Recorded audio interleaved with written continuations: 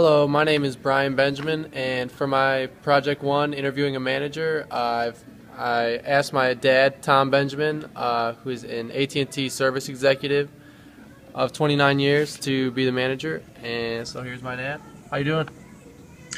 Hi, Brian. How are you? I'm good. All right, so let's do this.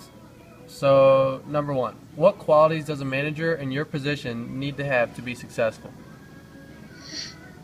A manager in my position needs to be a good listener because for us to be able to deliver results, we need to hear what it is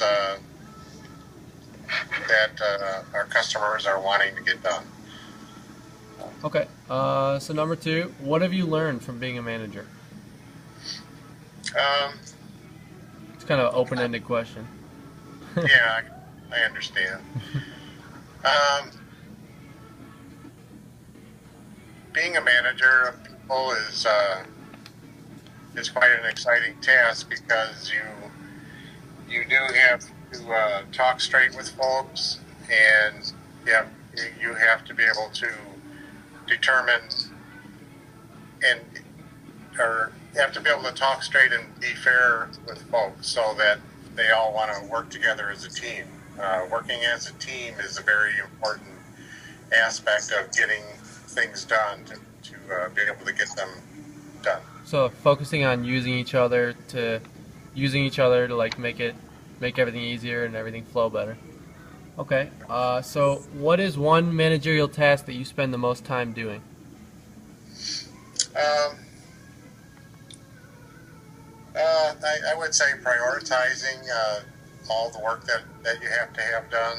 You have to split work up into what's urgent and what's important.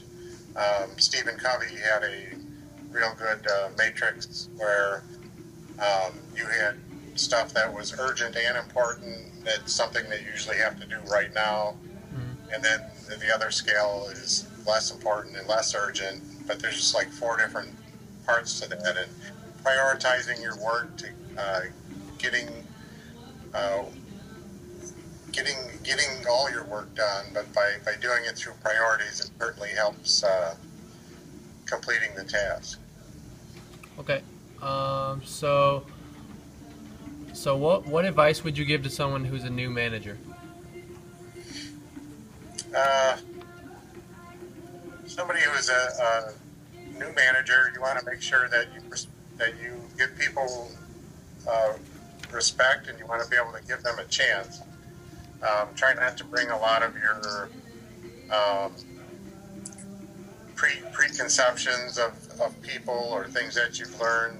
Sometimes there's some real star employees that you might have that you don't even recognize, and you might see them as somebody that's not as good of a worker. But if you work with your folks, you can usually find that you can motivate them to get a lot done if you give them the time to, uh, you know, uh, water and feed them so that they grow into something a big flower.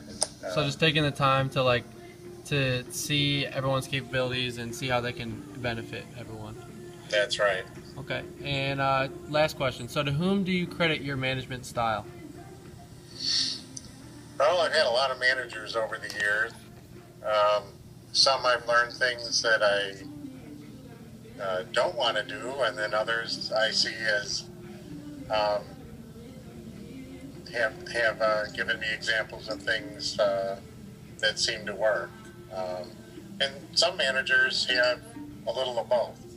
I had a manager, Roy Charter, who was a very effective leader, um, but then there was, when I say things that I don't want to learn, there were some things where he would have his inside group and his outside group, and I never saw that as being a fair way to handle the people on a team. You don't want to give other people advantages. Uh, so again, being equal with folks. I would say my father was probably pretty good too. My father worked for Illinois Bell, and he was a manager of of a lot of folks at times, and I learned a lot from him as well.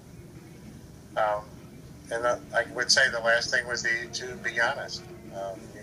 It's something I've taught you, Brian. Just be honest. If you make mistakes, fess up to them and learn by them. So. Perfect.